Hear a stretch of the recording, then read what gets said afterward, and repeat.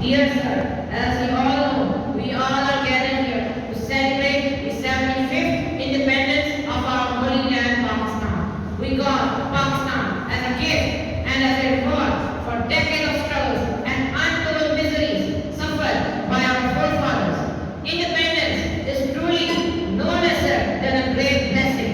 You can freely feel a sense of independence and freedom while breathing in the fresh air. Dear sir, before we move ahead, it is important to shed some light on the hard work, dedication, efforts, and struggles of our forefathers in the great cause of independence.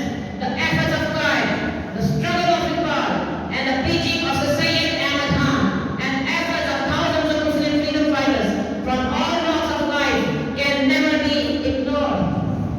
One wonders that how founding the world is that such unity, discipline, efforts, and struggles in the face of two joint forces, the Hindus and the British, our true leaders could achieve and brought us all to Pakistan. True it is that behind all of the struggles and sacrifices for unity and free homeland was the blessing of Allah Almighty. My dear sir and my dear audience, we are here to celebrate our 75th anniversary of this independence. In these 75 years, we suffered many strokes and various conspiracies. We were politically paralyzed, socially isolated, and every single way was made to make us forget the international condition, but we still survived. My dear sir, but we still survived.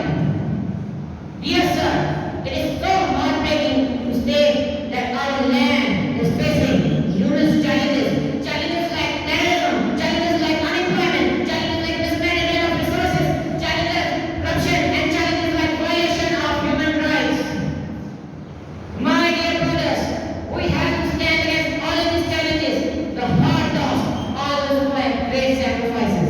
We have to stand against all of the problems that our motherland has been facing. We have to stand against ignorance. We have to stand against injustice. We have to stand against corruption. We have to stand against mismanagement of resources. We have to stand against violation of human rights. We have to stay disciplined in our efforts and our struggles for the progress of our country. There lies a heavy duty on our shoulders. We have to discharge our duties carefully, and the last thing that we have to do is live faith in Allah Almighty. I hope the day will come soon